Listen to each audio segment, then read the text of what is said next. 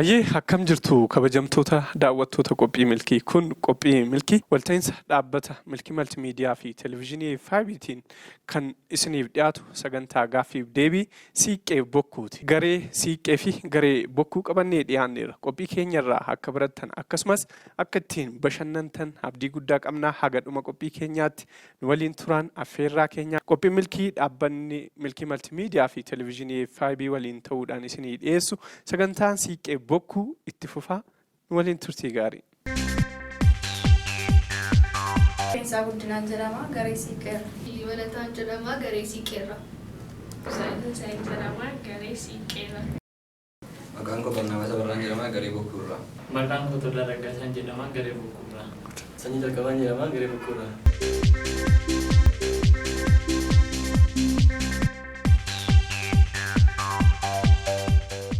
Hayyee kabajamtoota daawwattoota keenya egaa gaafatamtoonni keenya gaaffii isaan ga'e carraa isaanii fuudhanii kallattumaan gara gaaffiitti dabar gaafatamtoonni jalqabaa garee siiqqee ta'uu buzaayyoorraan jalqaba jechuudha. Gaaffii tokko filannoodha. Sabbata haayyoo maree mareen dadhabe. Sabbata haayyoo maree mareen dadhabe. A. Daandii. B. Teepha. C. Gaadii. D. Fo'aa yookiin wadaroo. Daandii argatteetti gareen siiqqee argatanii jiru. Sabbata haayyoo maree mareen dadhabe deebiin isaa daandii yookiin karaa. Gaaffii lakkoofsa 2 garee bokkuu. Ilmoon hantuutaa maal jedhamti? Ilmoon hantuutaa maal jedhamti? A. Ajjoo. B. Urrunguu. C. Cuucii. D. Deebiin hin kennamu. Ajjoo. A. Ajjoo jedhamti gareen bokkuu argataniiru. Gaafatamaan ittaanu garee bokkuu gaaffii lakkoofsa 3. Maqaan baduu mannaa bakka duwwaan baduu wayya jette mixiin. Jechi mammaaksa kana hanqatu kami? A. Maqaan. B. Miilli. C. Garaan. D. Mataan. A. Maqaan jedhee gareen bokkuu in argan mataan baduu wayyaa jette mixiin jedhama. Kanaaf waan qabatte irratti citti jechuudha. Gaaffii lakkoofsa 4. Hayyuu Oromoo qubee afaan Oromoo kalaquu akkasumas bocuu fi uumuu hin yaalle kami? A. Dr. Hayilee Fidaa. B. Sheek Bakrii Saaphaloo. C. Sheek Muhammad Rashaad. D. Sheek Khalid Rashaad. A.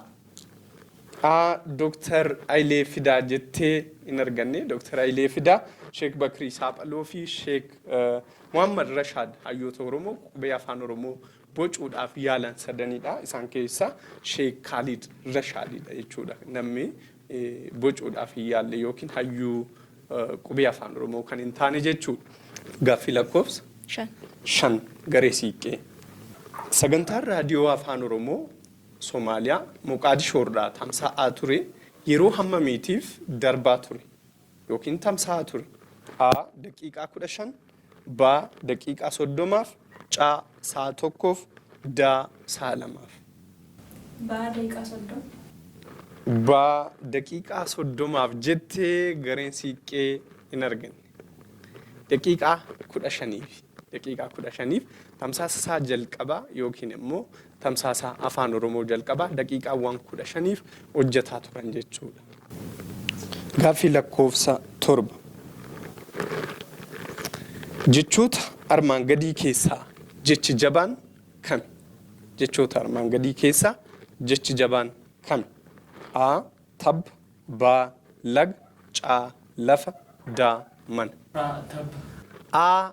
Tabba gareen bokkuu argataniiru. Jechoota armaan gadii keessaa jechi jabaan kami kan jedhuuf tabba ta'a jechuudha.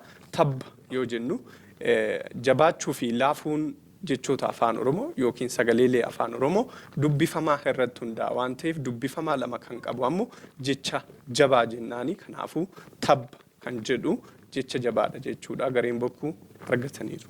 Gaafatamtuun ittaanu ammas garee siiqqee gaaffii lakkoofsa 6.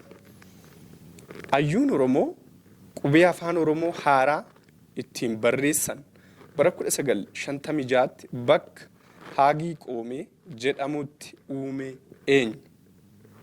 Hayyuun afaan Oromoo qubee afaan Oromoo haaraa ittiin barreessan bara 1956tti bakka Haagii Qoome jedhamu keessatti uume eenyu?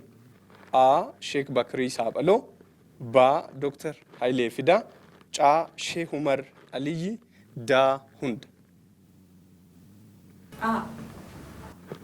A. Sheek Bakirii Saaphalloodha. Argatteetti gareen siiqqee argataniiru. Sheek Bakirii Saaphalloo yookiin Abubakar Garaar Usmaan jedhama. Argatteetti Sheek Bakirii Saaphallooti. Garee bokkuu. Jechoota armaan gadii keessaa jechi sagalee dheeraa qabu kami? Jechoota armaan gadii keessaa jechi sagalee dheeraa qabu kami? A. Seenaa, B. Mara, C. Sana, D. Bara. Seenaa. A. Seenaa gareen bokkuu argataniiru.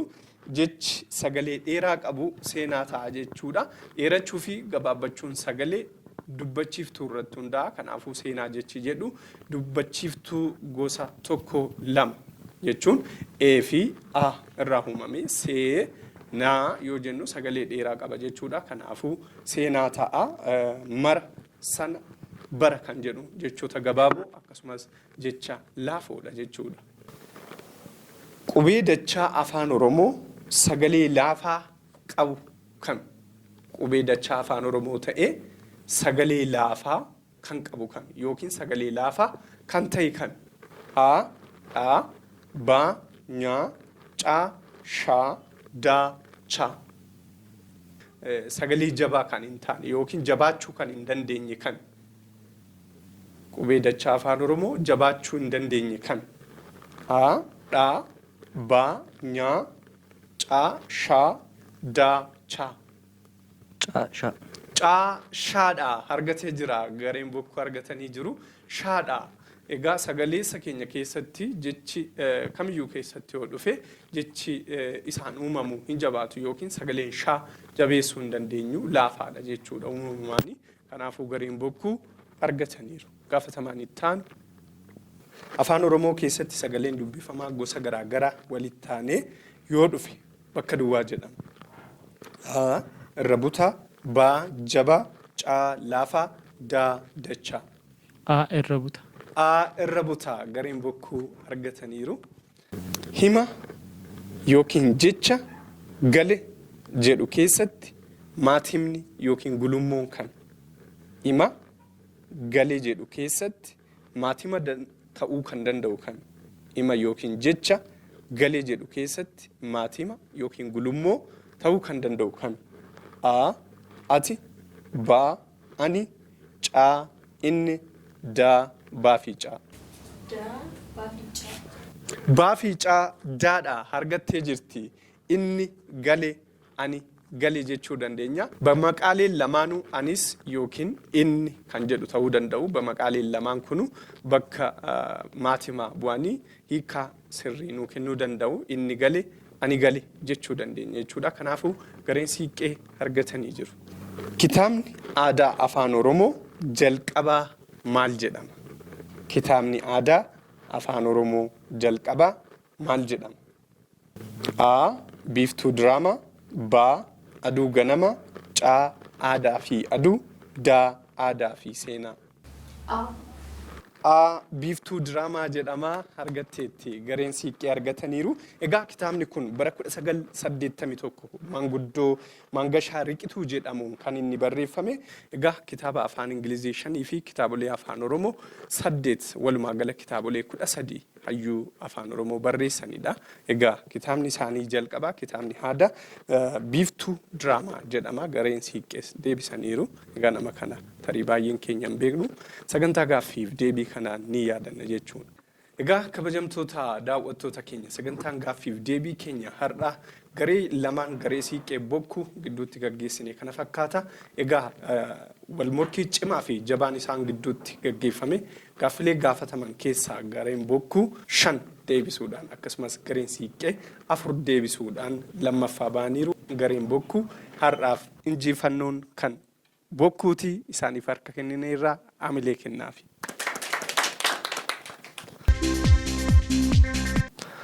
Hayyeegaa kabajamtoota daawwattoota keenya qophii keenyarraa waan guddaa akka barattan akkasumas ittiin bashannantan abdii guddaa qabna. Egaa sagantaan gaaffiif deebii keenya keessumaayyuu afaan Oromoo irratti xiyyeeffate kana fakkaata. Egaa qubeen quba kooti qubeen eenyummaa Oromooti jecha qophii keenya gaaffiif deebii siiqqee bokkuu kanaan goolamnaa sagantaa biroo fi qophii birootii wal argina. Egaa dhaabbileen garaagaraa oomishaa fi tajaajila keessan beeksifachuun akkasumas tumsa dhaabbata kanaa ta'uu kan feetaniif karri keenya banaadha. Lakkoofsa iskiriinii irratti argitan kanaan nu barreessaa jecha qophii keenya har'aa kanaan goolamnaa torbee gaarii guddaa galatoomaa ulfaadha.